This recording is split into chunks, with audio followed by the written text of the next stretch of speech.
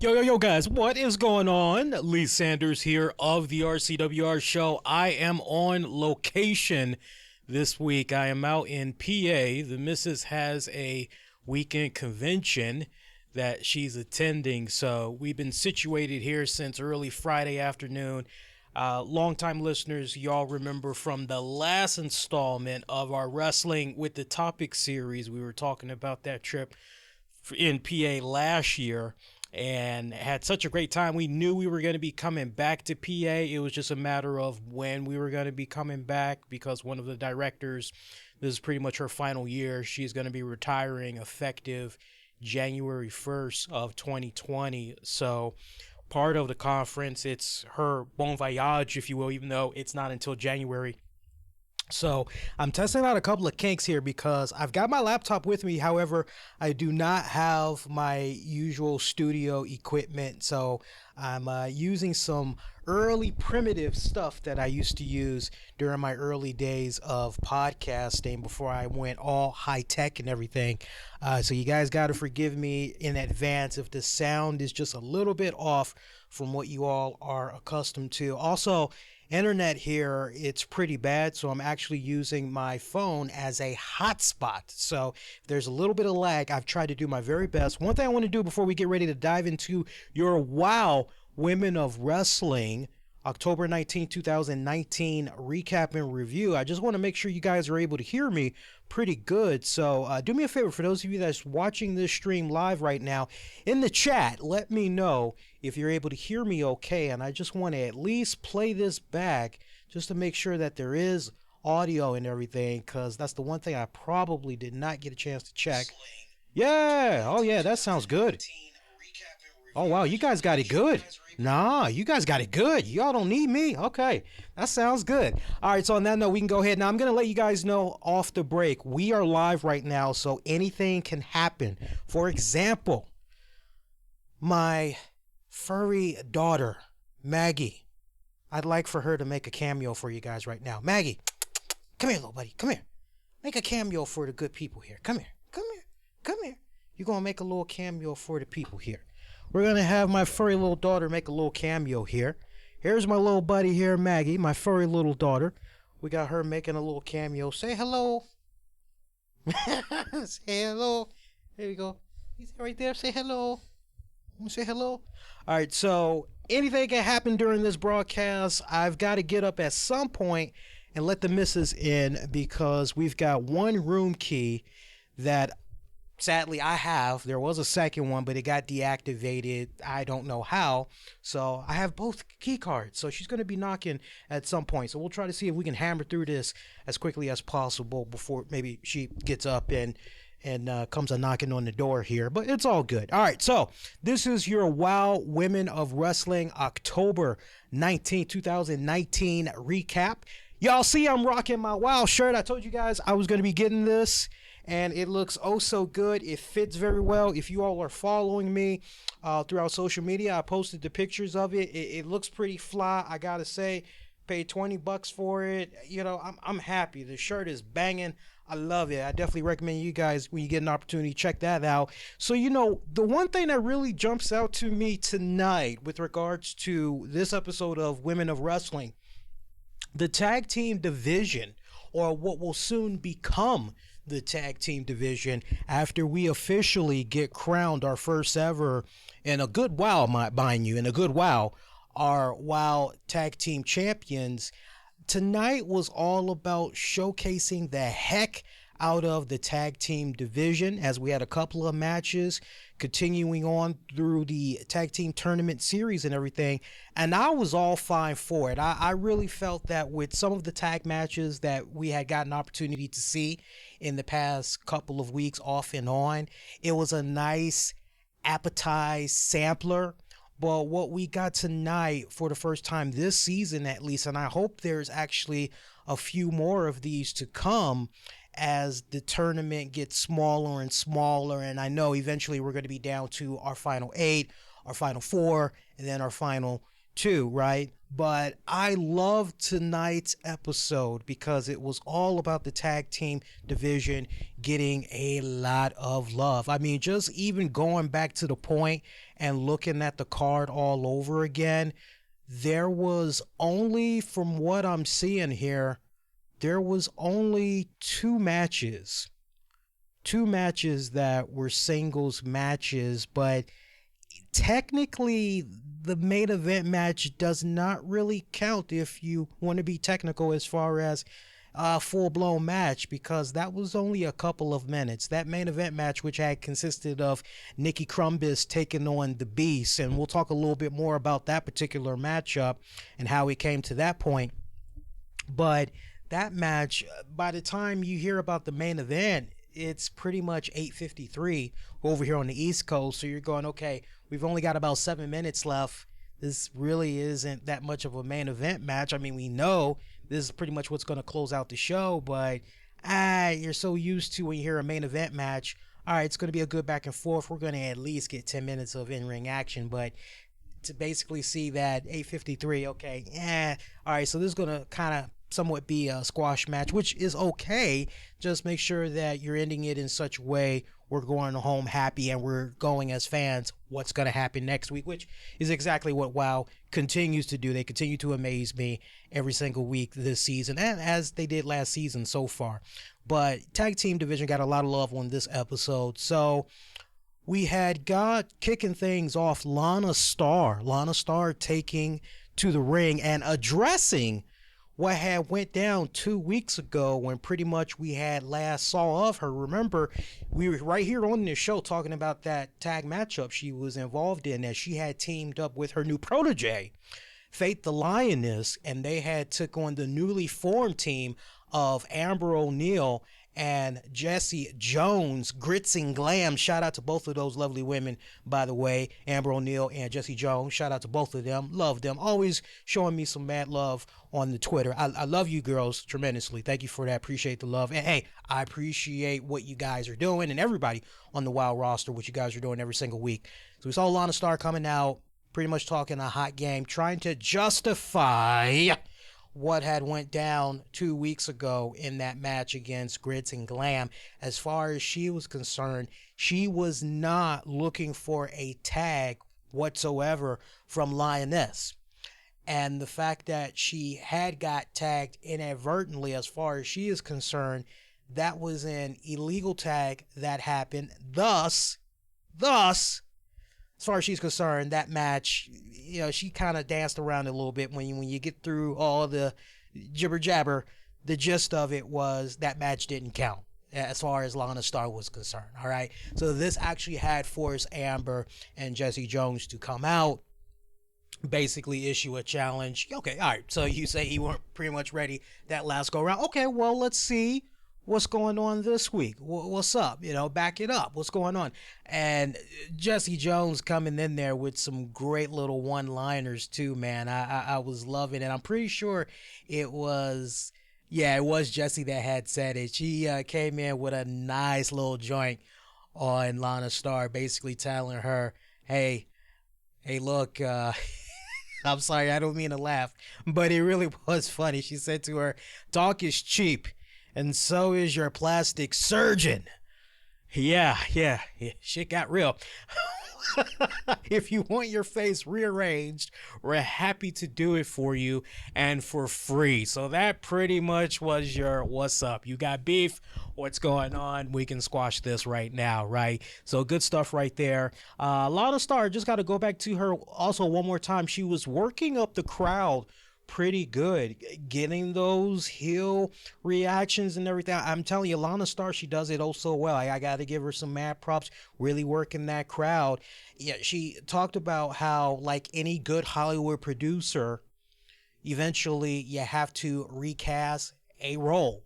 And that's exactly what she had did with Amber O'Neal, because time and time again, she just felt disappointed overall with the work that was being given to her by Amber O'Neal, that she decided to recast that role, and everything led to her acquiring the services of the Lioness, who she put over rather well, saying, hey, the lioness, she's got it all. She knows how to rap. She knows how to sing. She knows how to dance. And most importantly, she knows how to wrestle. She's got everything rolled up in one and then some. If you've been watching the past couple of weeks, you know, Lana Starr has basically been saying this is the new Beyonce, basically, and all that. But, one element that I find very interesting thus far, since this partnership formed about 3 weeks ago, and we've essentially seen this partnership for about at least 3 episodes now, which is this. And I can't wait to see how this is going to be addressed, right? Because this is a very fun and interesting dynamic. And peep this out, right? If you've been watching the Wild Product so far, let me know if I might be on the same, if I might be on the right path here, right? Because I'm curious what you all think about this. But in the 3 weeks/3 episodes so far that we've seen Lana and Lioness has not officially gone on record and really speak forth on this partnership with Lana Starr, right down to the point. I mean, not in a soundbite, not in a quick little 30-second. I mean, like maybe like at least 2 minutes plus more, right? We haven't really gotten a good grasp on what's going on with her mentally and doing this whole alliance thing and everything, right? But most importantly, we have not heard Lioness say anything from the first defeat that they had suffered at the hands of Grits and Glam. And now that you have this loss that came about on this week's show, what is the mindset of the Lioness right now? Is she maybe kind of now having second thoughts? And I mean, let's really stop and think about this for a second. I mean, just following the story arc so far, right? I mean, look, if I'm writing this, and I think anybody that's been having their good fair share of watching wrestling from all promotions and everything, you got the years tacked on, and you're just looking at this, trying to make sense out of it on paper, but then also at the same time, taking little key real life elements from the real world and going, okay, so an artist that maybe is associated with another artist and things don't quite go well, what happens with that artist that, hey, I thought this was going to be a great alliance, but now it's kind of going a little bit sour? Yeah, they're probably 9 out of 10. They're going to go venture off, and if it means they got to break away from that controversy, hey, they got to do what they got to do, because when it's all said and done, that's bringing down their cachet, that's bringing down their stock, and that's the last thing they want, is for their stock to go down, because as far as they're concerned, hey, my shit don't stink, my joint's on the rise, like, I don't need to be associated with this, right? Yeah, you might be a good producer, you might have good clientele, you might have good resources, but man, so far being hooked up with you has brought me nothing but down, down, down, down, down, down, down, down. So yeah, I'm very curious now that we've seen the Lioness negatively be at a few losses here.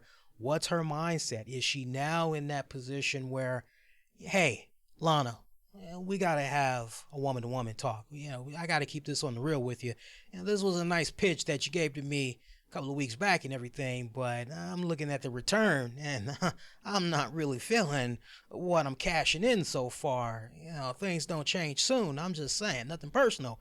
It's just business, right? So I'm very curious where her mindset is right now, especially after what we had saw this week, as once again, they were at the receiving end of another defeat. And once again, Lana Starr trying to dodge getting pinned, trying to dodge being in that submission position, but most importantly, trying to dodge being the legal person to go into that match. Once again, trying to rely on the Lioness to get the entire work done.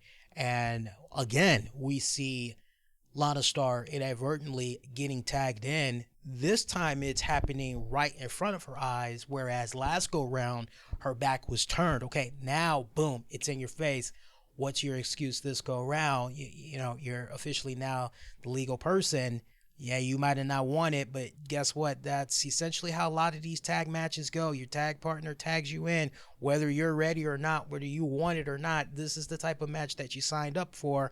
So yeah, take it. And yeah, they made some really good, nice work of her. Amber O'Neal extracting just a little bit of revenge on her. Things pretty much wrapping up with Amber connecting with the kickstand on Lana Star. Just hearing from the missus here. Okay, so I don't think the missus is going to be, I don't think we'll be interrupted, guys. I think we'll be able to do our 30 minutes strong, and then we'll pretty much roll on out. So that's good. All right, keeping you guys abreast there. What's going on? Again, if I have to get up real quick, I mean, the door's just right there. So just give me a few seconds.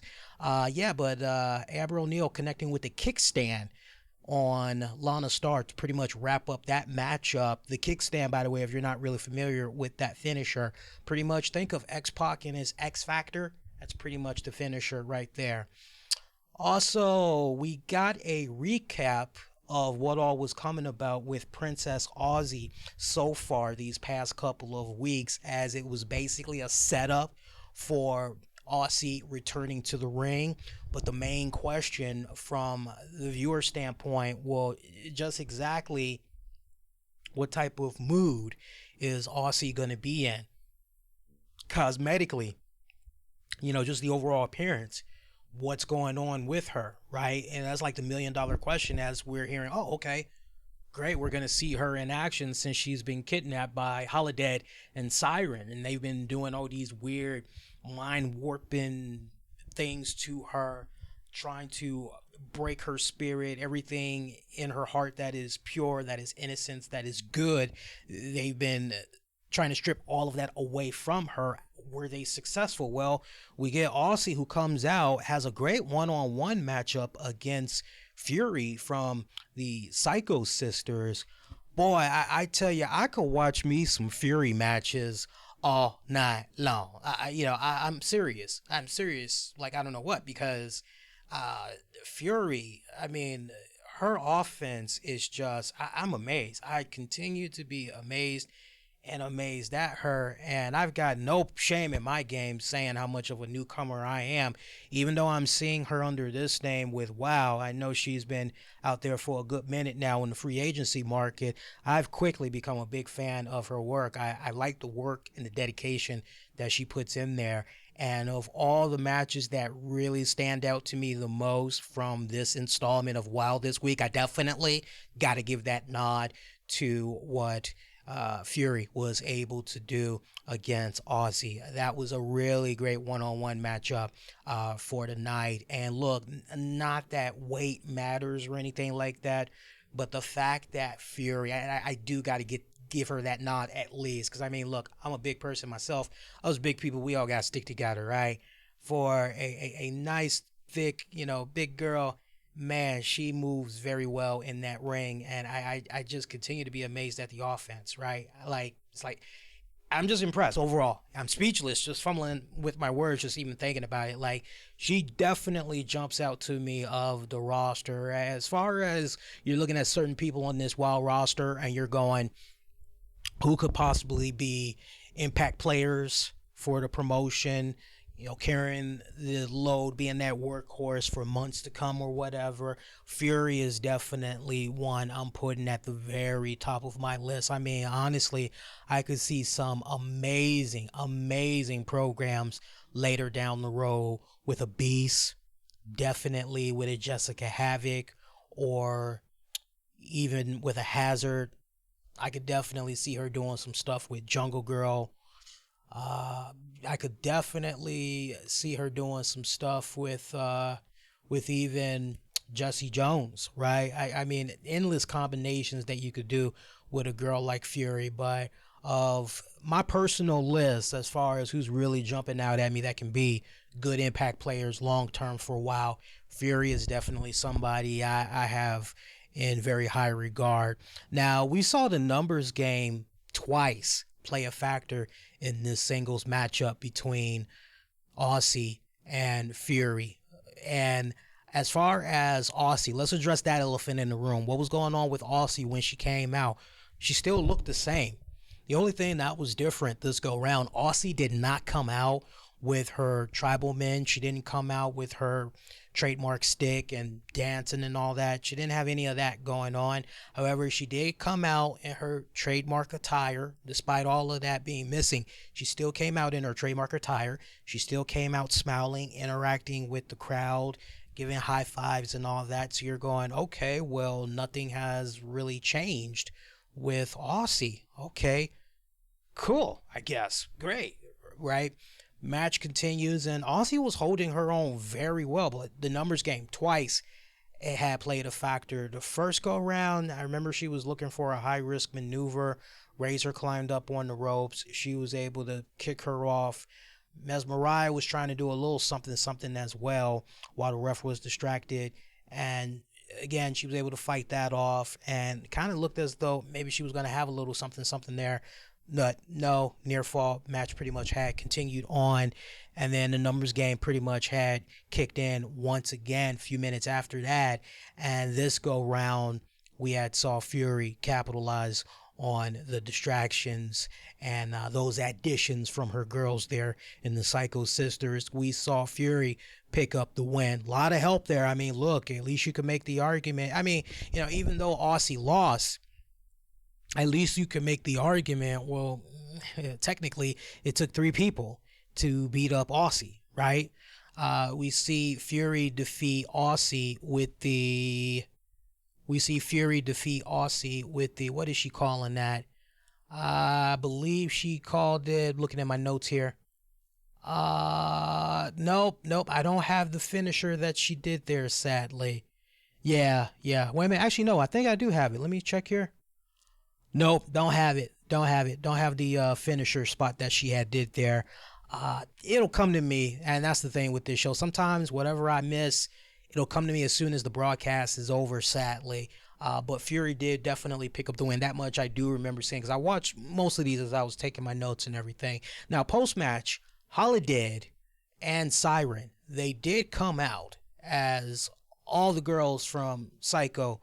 They rolled out real quick. They did not want to even stick around to see what those girls had in store. And we see Princess Aussie. She is just looking traumatized. She's looking very confused. She looks very scared. Great fear in her eyes. She's wondering what is going on with Siren and Holiday as they get in the ring. They're surrounding her. And it's almost kind of looking as though maybe they're about to gang up on her, but instead, you know, it almost kind of came off like a intimidation factor, so to speak, as they just allowed for Aussie to leave the ring. So very interesting dynamic right there. I mean, when you cut right down to the gist of it, more mind games are continuing on. We know that it was mind games that they had played on Princess Aussie off and on the past couple of weeks this season, and everything culminated in Aussie being kidnapped and everything. But to see the continuation of these mind games come about, right?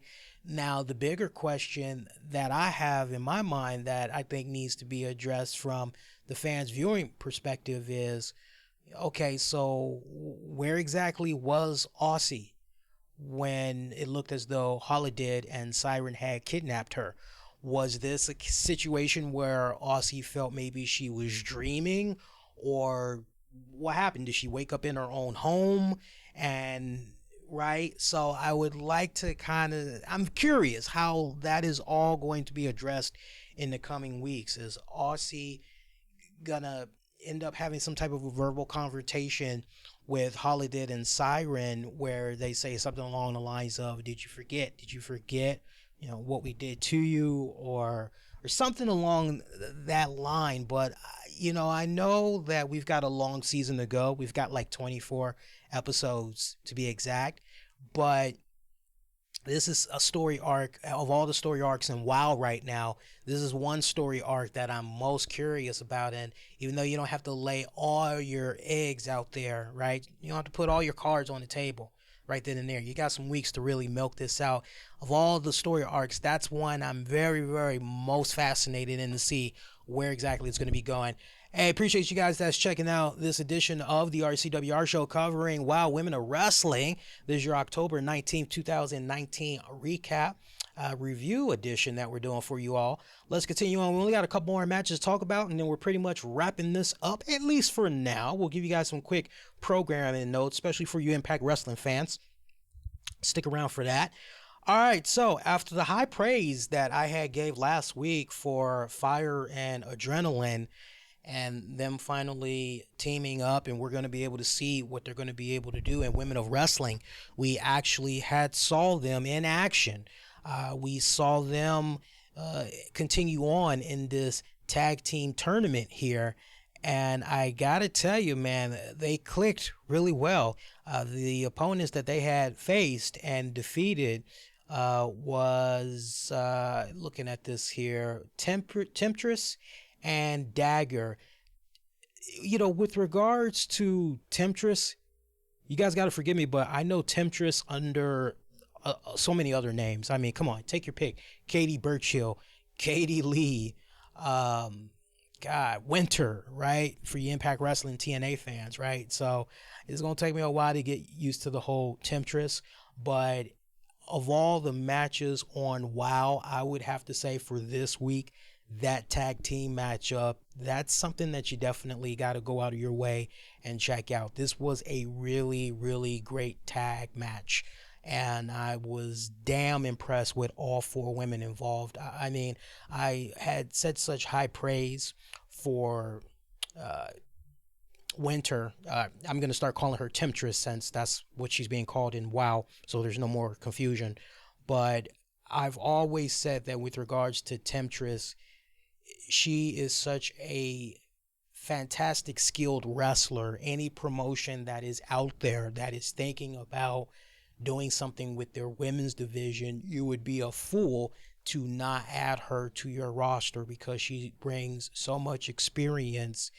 She can definitely, just from a training standpoint, she can bring a lot to the table. You'd be a fool to not tap into her services. So I can't stress it enough how much of a great addition I think it is that they've added her to the WoW roster and everything. And to see Kira Hogan, aka Fire, and Adrenalin as a tag team, I was most curious how they were going to be clicking. They clicked very well. It was almost like, even though it was our first time in WoW so far, watching them tag tonight, the way they flowed together in their match, it was almost as if they have been a tag team for several months now. I mean, they clicked just like that. I really, really like them. Great tag match. All four women, they really, really have brought it. And I can't stress it enough. As far as like that one go-to match for WoW tonight, that's the match I would definitely say go out of your way and check out. Just how we were very highly complimentary of Serpentine taking on Tessa Blanchard there. Like, this is another one I definitely would encourage y'all to go out of your way and check out and everything.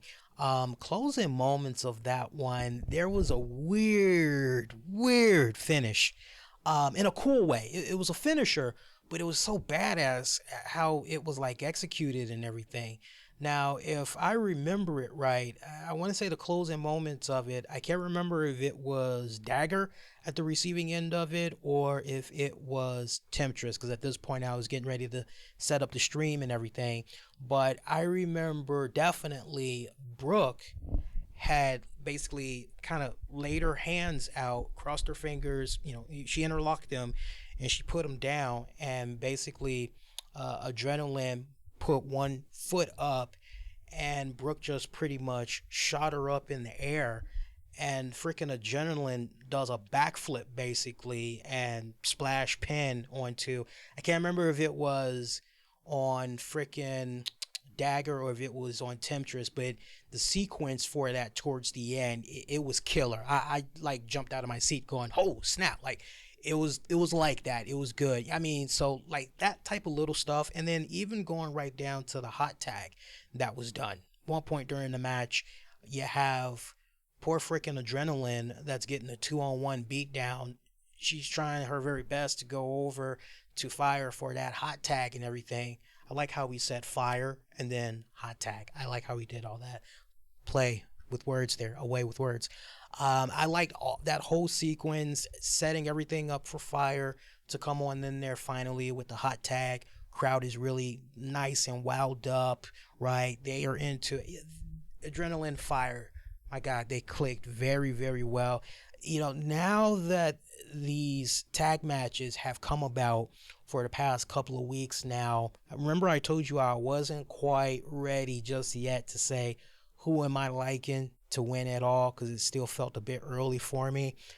Ask me again next week. I should remember next week, but just the way I'm kind of feeling right now, I'm thinking Adrenalin and Fire. I think they could be the ones that could go all the way in this tag team tournament. I sincerely mean that. As far as who my number 2 might be,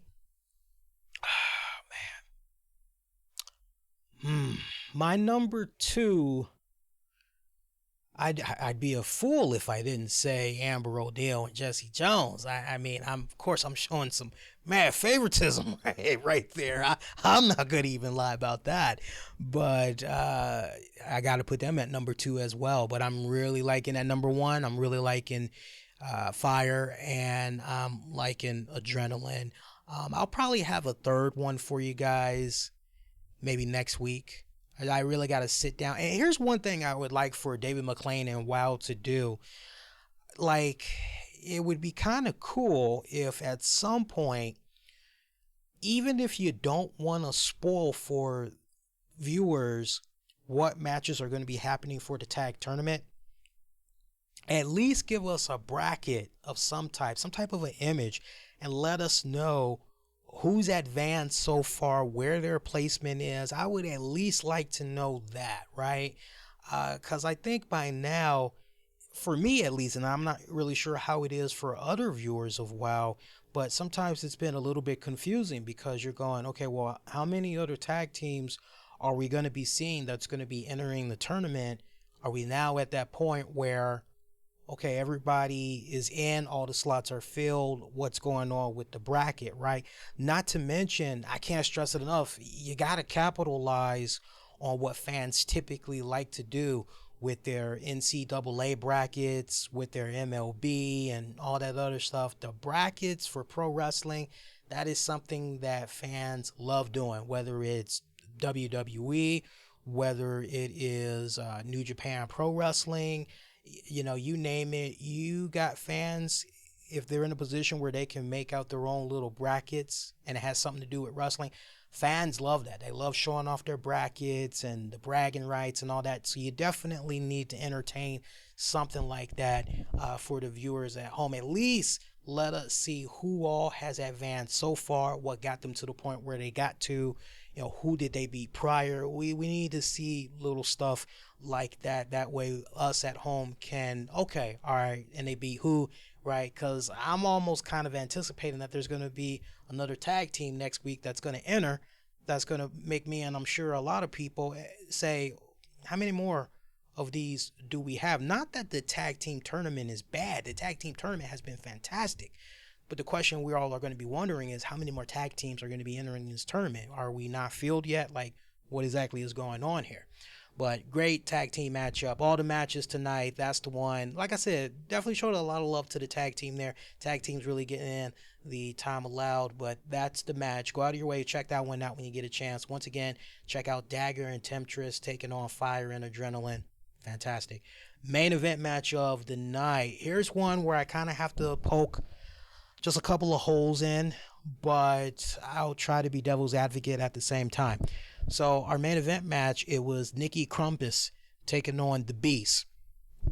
Okay, so let's set this up properly.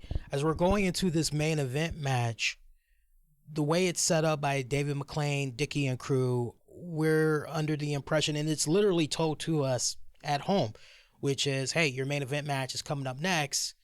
It should be Tessa Blanchard defending the WoW championship against Beast.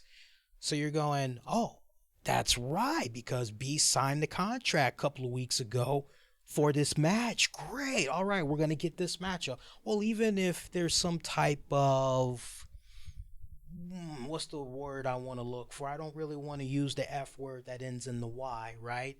Shenanigans. Let's go with that word, right? Even if it ends in some type of shenanigans, we at least finally got to see these two girls lock up. And hey, maybe this is going to force David McClain to go back to the drawing board, figure out some type of a way to rectify things, give the fans the match that they truthfully, rightfully deserve, give Beast the proper opportunity, right? So you're kind of going, oh, but we find out it's going to be Nikki Crumpus taking on Beast, at which you're going, okay. So it turns out Tessa Blanchard has still not signed the contract yet for this match. Now, here's where I have a little bit of a issue here, and I know I probably shouldn't be thinking like this, and I'll be the first to tell you guys I'm a little bit of a stickler for detail and everything, right? But just kind of rewinding it back a little bit, right? Storyline continuity. One of the last times we had saw Tessa Blanchard interact with David McClain, she had brought the paperwork in a folder to McClain of Beast signing the contract for that match. And David is pretty excited. He's like, oh, great. The paperwork for the match for the championship. Okay, between you and Beast. Okay, great, great, great. And Tessa basically talks about how, yeah, about that. Yeah, I didn't sign just yet. Yada, yada, yada, yada, yada, yada. David's already calling her out on her BS, remember? And that ultimately had set up Princess Reyes, which was a phenomenal match that we had got last week. I mean, aside from the Serpentine, Tessa Blanchard, the Reina Reyes, and the Tessa Blanchard match, two phenomenal matches that we've seen so far of the champion in action. But you would kind of think, well, wait a minute. We still don't have Tessa Blanchard's signature on this paperwork. Okay, we need to address this right now because we're supposed to have some type of a match. I kind of wish that would have gotten straightened up a little bit more from a storyline perspective. Now, some of you guys may say, well, Lee, what's the subtle touch maybe you would have put on that in order to set up Crumpus in place of Tessa Blanchard? Like, how would you have set that up, basically? And I think the subtle touch that you could have done was you could have had, since they have been interacting rather well off of each other, I'm talking about the commentators and David McClain and Steve Dickey, I think that's his name, Dickey. I think the way you could have played it off was Dickey could have just said, hey, David, are you sure we're going to be having this match? Because, you know, there's been a couple of times where Tessa Blanchard has somehow shucked and jived and wiggled her way out of these matches from happening. You know, are you sure it's going to be happening this week? And David could be like, yeah, definitely, it's going to be happening. I had a conference call with Tessa. I told her the importance of being the Wild Women's Champion and the responsibility. You know, I gave her the whole spiel, and she told me that she would have the paperwork signed and it would be faxed. And then maybe you could have had Dickey counter right back and say, okay, so did you receive the fax paperwork? And you could have just had McClain say, no, she didn't fax it to me. She said that she did sign it, though. She sent me some pictures. It looked as though her John Hancock was on the paperwork. She said she was just going to bring it with her when she came here to the arena today. So you could have kind of maybe set it up like that, and then maybe you could have done the swerve and then have David McClain kind of be upset, and maybe that could set up McClain having some type of a verbal confrontation with Tessa on the next episode of WoW, right? You could have maybe done something along those lines. I don't think most fans are going to be thinking like that, but us veteran fans were kind of going in that direction. Needless to say, even though it was a squash match, good matchup between the Beast and Nikki Crumpus. Another thing I would like to maybe suggest is I think it's about time to drop the Nikki part from Crumpus, right? I don't know. For me, you know, why does she need to have two names, right? You know, I'm feeling this, like when she comes out, I told you all how her attire looks, but it's just to kind of recap once again, you know, the way her attire is set up and everything, you know, it looks like she took a freaking Highlander sword and she just beheaded the hell out of like some demonic looking buffalo, cleaned its guts out, and she's basically got its head over her face, and she's got its fur on the side of her arms, legs, and she's wearing all black. It's badass, and she's even got this cool, nice, gothic looking makeup that's on. Everything just freaking rocks the way that she's pushing it and everything, right? And so for me, just visually, all that, it kicks ass. But the whole Nikki Crumbus, I don't know, for me, the Nikki just kind of adds a little bit of, what's the right word I'm looking for? As much of a badass Norwegian Viking type of, I'm going to kick your ass warrior that she comes off to be. I don't know. I think the Nikki name just kind of makes her overall character come off just a little bit weak. Just drop off Nikki and just call her Crumpus, right? I think that would be badass. I don't think fans would really have a problem with that, right? Whether or not that'll happen, I don't know. But I would definitely consider dropping the Nikki part. Squash match, though, against her and Beast. I mean, Crumpus was able to hold her own for a little bit. It was a good back and forth test of the strength type of game, right? But when it was all said and done, come on, man, this is Beast. Beast mode really kicked into high gear.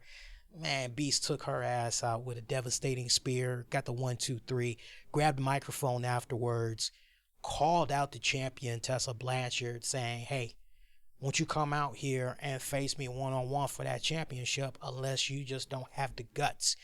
At which point, Tessa did make her presence felt, looked as though Tessa was maybe gonna jump in that ring, when all of a sudden, wham, once again, attacked from behind by Jungle Girl. This pretty much follows up on what had went down with that brawl in the restroom from last week's episode. That pretty much was the cliffhanger and everything. So Jungle Girl pretty much sending a very powerful message to One Beast just yet, which is, I'm not finished with you yet, right? Kind of borrowing from another promotion there. So very interesting dynamic that is continuing to happen right here. So on the one hand, you've got Tessa Blanchard that continues to dodge defending that championship, and when it's all said and done, she is getting the help of Sophia Lopez. So you know what I'm gonna be looking for from the next episode of WoW, I'm looking for David McClain to try to get down to the bottom of Tessa dodging these championship matches, the help of Sophia Lopez. I'm looking for the gears to be put in motion where eventually Tessa Blanchard is going to run out of options and she's going to ultimately have to defend that championship. I mean, just kind of being just a fly on the wall, or just giving my 2 cents from a distance on where I could potentially see this story arc go if it's me that's setting this up. There's only but so many avenues that Tessa Blanchard can go before ultimately McClain puts down the hammer on her and says, look, if you don't defend the championship, I'll have no other choice but to strip you of the title, right? I could also see a scenario coming about where if some type of fuckery is involved in the match, right? Well, it's okay. I'll just holler at my girl Sophia Lopez, and Sophia will get one of her people that'll help me out with this match, and I'll still be able to retain my title, and then yada yada. No. I can see 2 scenarios happening right here, right? But everything will lead into a defining moment where the champion will be by herself. I can see the championship being defended.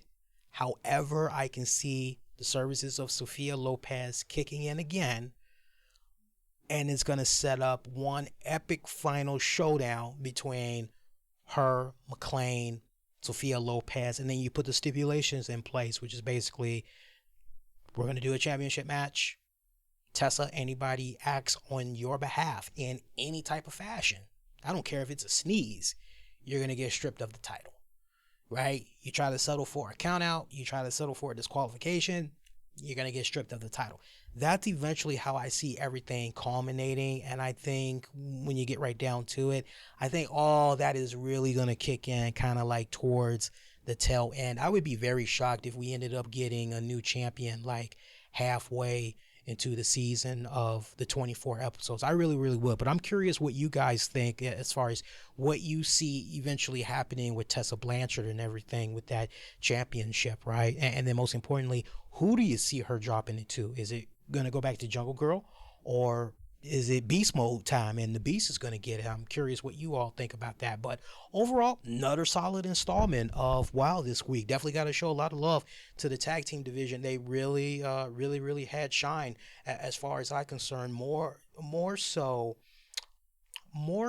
than the singles matches. I personally felt, to each its own, but for me, the tag matches, that's what it was all about for me tonight. Even the opener there with Lana Starr, Lioness taking on Amber O'Neal and Jesse Jones, just all the tag match. I just gave you like 3 tag matches right there when it's all said and done. I gave you Grits and Glam taking on Lioness and Star.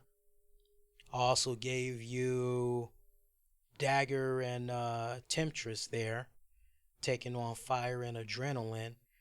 Yeah, you could kind of say it was 50-50 because you did have 2 singles matches, but that Krampus taking on Beast, like I said, that was a squash match. By the time you see what time that match was getting ready to come on, you already knew you really weren't going to be able to whet your appetite like that, So even though you could kind of look at this and say 50-50, in my eyes at least, it was really about the tag team division getting a lot of love. So, and there ain't nothing wrong with that. So good, strong pass for this edition of WoW. All right, so quick programming note. We've got Bound for Glory by Impact Wrestling. It's going to be happening on pay-per-view Sunday, October 20th. And yes, I will be covering Fallout from that event. We're going to strictly do a stream on YouTube and in our Discord chat as well. So make sure you join us for that. And we will also, I'm not sure how I'm going to be doing Monday's RCWR show just yet.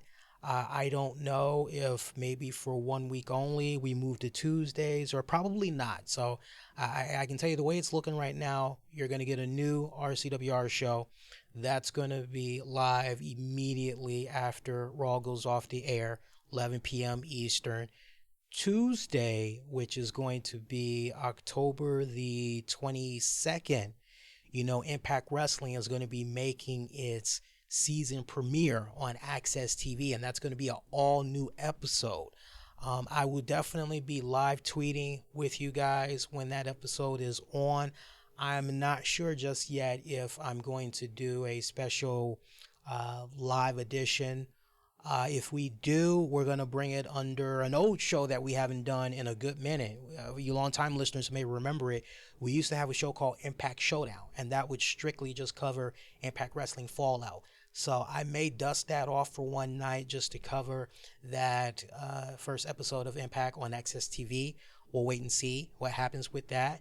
But definitely Sunday, you're going to get your Bound for Glory. So check that out. That should be some really good stuff. You'll get your Bound for Glory post-show.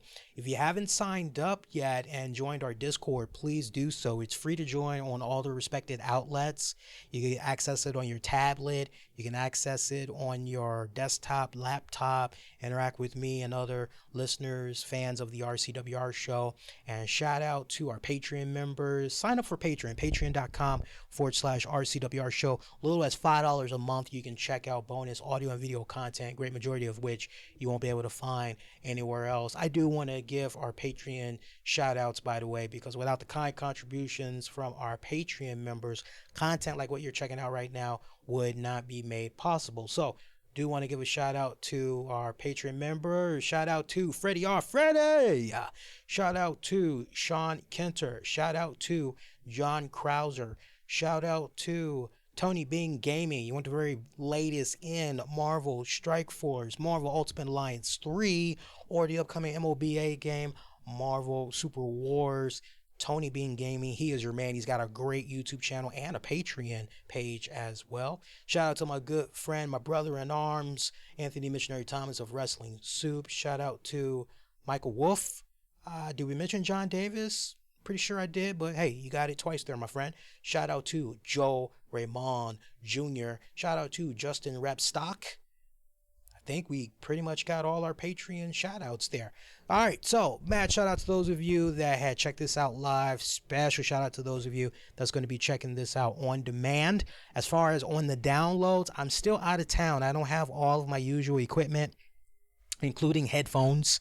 I had thought I packed headphones. I did not pack headphones. So as far as mixing and getting this episode out on demand and on the downloads as soon as humanly possible, not going to be happening tonight. Best thing I can do is Sunday evening, definitely before the Bound for Glory pay-per-view comes on. So FYI for you guys. But that is going to do it. Follow me on Twitter, Facebook, Instagram. Use the keywords, the RCWR Show. And if you enjoyed this episode, please share it, like it, all that good stuff. Spread the word. Really helps out. That is going to do it. Appreciate y'all's patience with the stream. I apologize if there was a little bit of lag or anything that was weird going on during the initial broadcast, but working with limited resources here as I'm out of town, but everything will definitely be back to normal on our next broadcast, I assure you. So until next go round, wishing all y'all to be safe and most importantly be kind to one another. I will see y'all next go round. Adios.